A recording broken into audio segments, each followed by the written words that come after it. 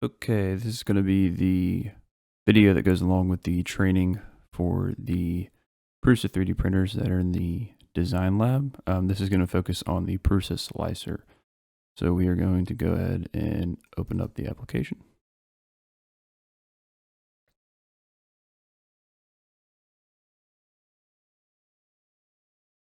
Now when a student first opens up the PrusaSlicer, they're going to be welcomed by this configuration wizard. So we're going to go through this together. So first page, we're just going to hit next. This page is where we are going to essentially tell the slicer what printer we have. It's automatically going to select the mini, at least for right now, it's what it does. So we are going to unselect that one, and we're going to come over here to the original Prusa i3 Mark III's and Mark III's Plus, and we are going to select the 0.4 millimeter nozzle. That is all we're going to do. So we're going to hit next. Hit next again, next, until we get to the filament profiles selection. So this is where we essentially, tell the slicer what filament we use. We're just going to go ahead and hit all. We won't use all of these, but it's just going to simplify the process. So we'll just hit all, hit next. Keep hitting next until we get to here. So view mode, you can choose simple, advanced, expert. We're going to keep it simple right now. And then we're also going to turn this on. If we turn this on, then if we import a model in inches, then the slicer will kind of recognize that and either automatically change it or ask if you want it to be changed. Which is going to make it life a lot easier. So once we got that, we're going to go ahead and hit finish.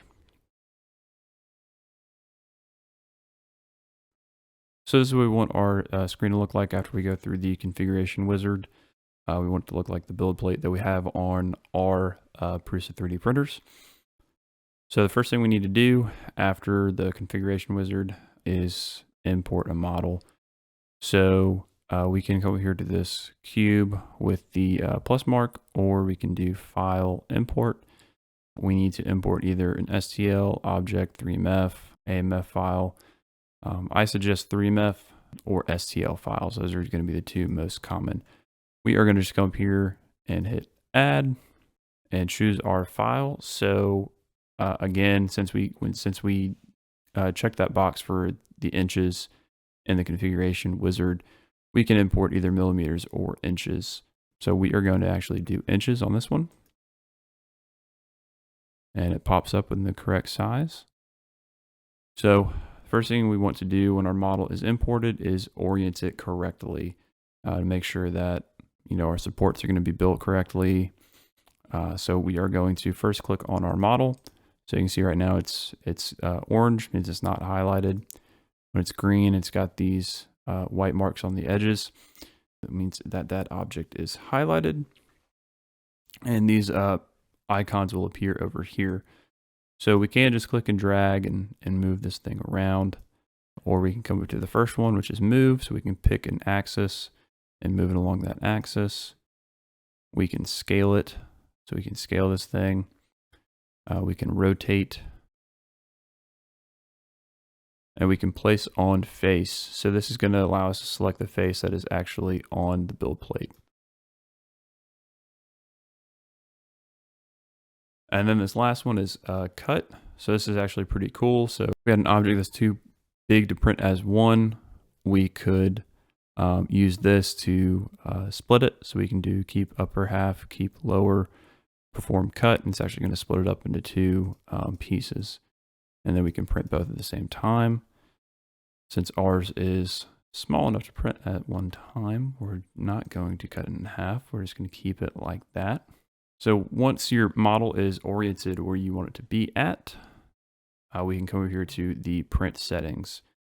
So we're going to deal with these over here first, our print settings. So we have a list of presets that we can pick from over here. This is going to be our layer height. So this is going to be essentially how thick each layer is going to be. So the thicker the layer, the less time it's going to take, but the less quality that you're going to get on your model or on your print. So this is why like the 0.3 is called draft, and the 0.05 is ultra detail. This would take, a lot longer to print than this, but the quality is going to be a lot better. So it just depends on what you need. We also have these over here. These kind of like modifiers. So we've got, 0.2 millimeter, and we've got another 0.2 millimeter. This one's quality, this one's speed. So the speed is going to increase the stepper motor's actual speed so that it physically prints faster, but the layer height's the same. So you lose a little bit of quality on that. And then the 0.2 millimeter one is going to print a little bit slower than the speed. So the quality is going to be better. You'll get sharper edges. If you have small details, they're going to print better on the quality ones than on the speed. So we are going to do 0.2 speed. Now we can come down to the filament. So on this one, since we selected all, we've got a large list to choose from. If you have the specific manufacturer, then that would be the ideal one to use. And we actually have one of them in the lab. So we use Overture PLA and Overture PETG. Overture PLA is actually listed on here. So if you're using that, just pick Overture PLA. If you're using the PETG, for some reason they don't have the Overture PETG in here. So you can just come to the generic PETG. That one will work just fine.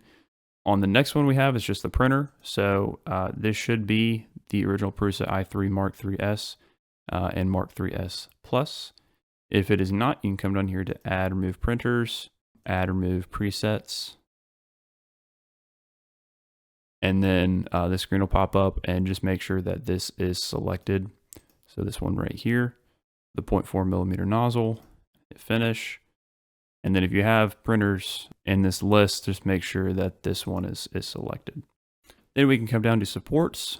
So since this hole is horizontal and not vertical, we should use some supports. So we can come over here to supports.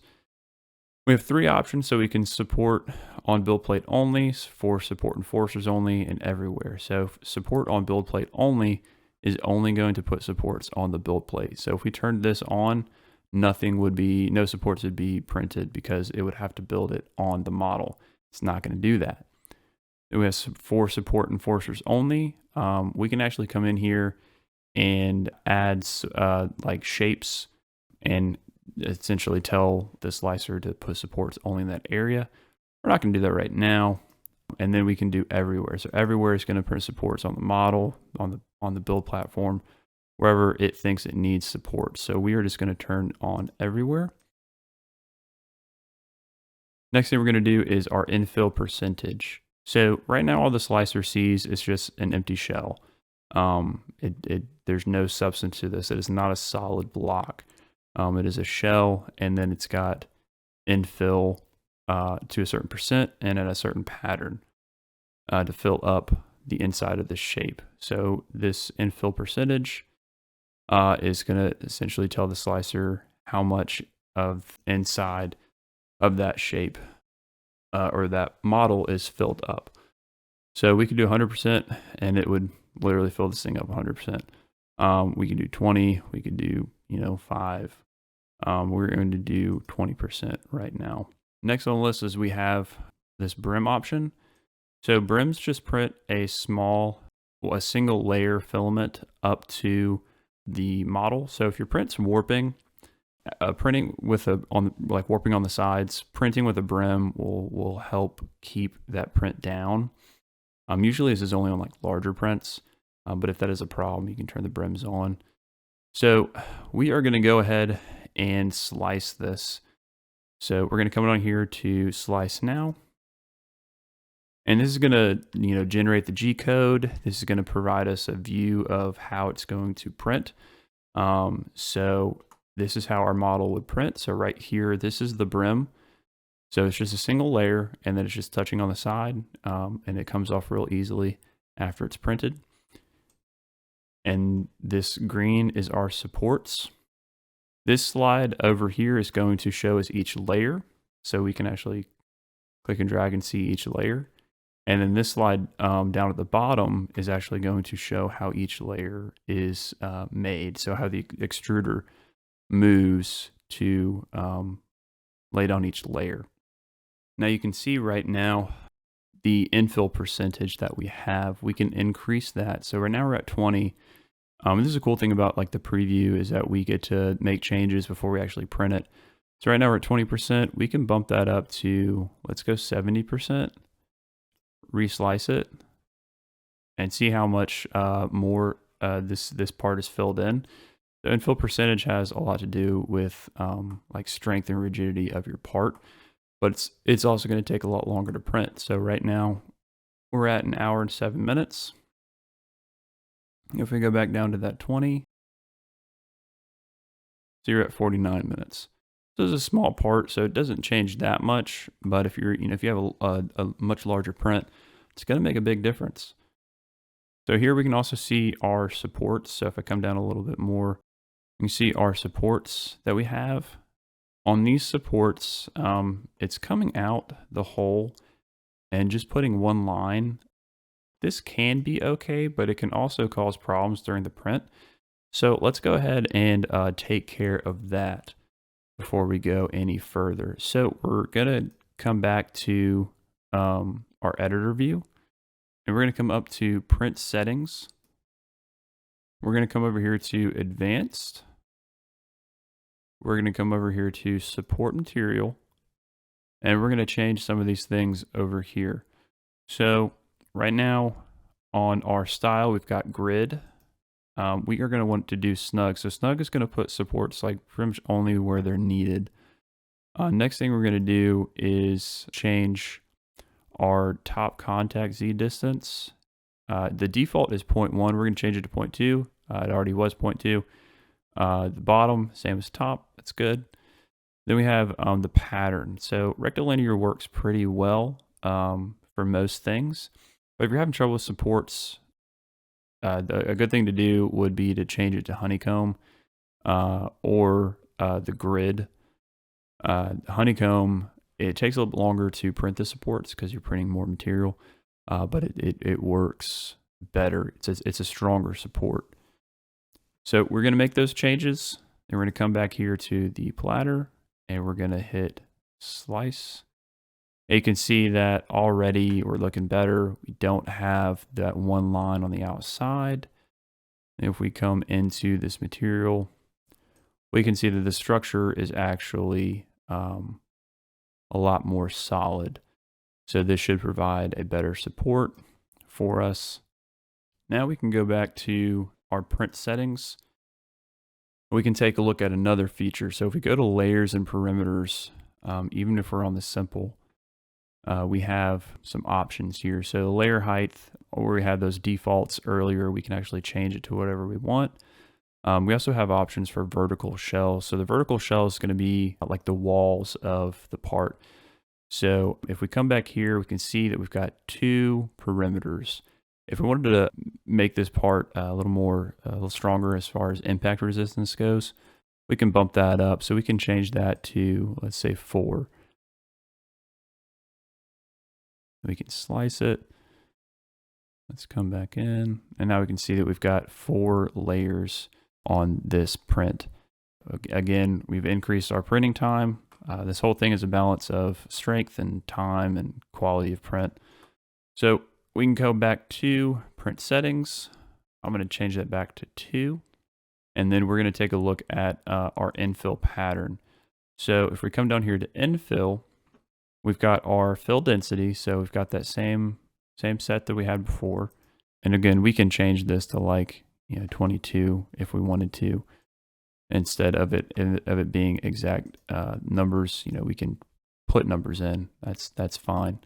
So if we go to fill pattern, this is where we actually get to decide how it looks. So we've been looking at grid this entire time.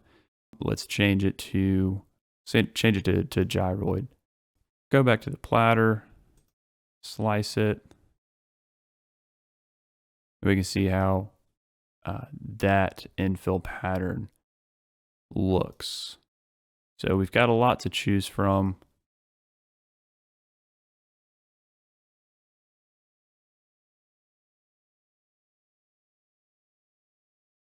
So let's say that this part needed a raft. Say we couldn't get this thing sticking down, brim isn't working, and we're tired of trying to just get it to stick. So let's go ahead and print a raft. So the way we're going to do that is I'm going to turn brim off. I'm going to go back to print setting. I'm going to go to advanced. I'm going to come down here to support material. And right here we've got raft. So we've got raft layers, contact. So I'm going to say 4 layers of raft. And then we can change how far the distance is, similar to how we did with the supports a second ago. So we can come back here, slice it. Now we can see that we've actually got 4 layers of filament underneath our model. So it's different from brim because it actually puts plastic underneath. So we can come all the way down and see that that's the raft being printed. And when we're all done with the parameters and our settings and everything, we're going to come down to either export G-code or export to flash drive or SD card. So export G-code, you're going to be able to save it on your computer, and then you can put it on an SD card later. Or if you're using the computers in the lab, you can just hook up the SD card to the SD card reader and click on export to SD card. Now when you click on that, you'll see the file name already has, it's the model, the 0.2 millimeter, which is our layer height, our material, the printer that we're using, and then how long it's going to take. We are going to change our model name to our UofM ID. So it's just our Memphis email, but without the at memphis.edu. So put that down and then underscore, and then we're going to do the date, 14/22. This way we can keep track of people's prints. When that is done, we can just hit save, and then we're going to take the SD card out and put it on the printer. All right, so now that we've imported our G-code file onto the SD card, we are going to put it into the printer and select our file to print from there. So we're going to put it into the printer on the side, upside down. We're going to put it into the slot. When we do, it's going to pop up with a list of files on there. Then we're going to select our file, and it's going to go ahead and start printing for us. Now, if we have a file that is already on the SD card that we want to print, we can click that button to go to the main menu, go down to print from SD, and then we have that list again. We can select our file and have it start printing from there. Now during the print, we have some options that we can do. So we click down on the button, we can come down to, we can pause the print, we can stop the print from here. So if there's an issue, you can pause it. Now, if you just need to like fix something, you can pause the print, make that fix, and then resume the print. So we can pause it, and it's going to go to a centralized location, and then we can come down to resume print, and it's going to continue where it left off. Hopefully this helps. If you have any questions, feel free to reach out. Thanks.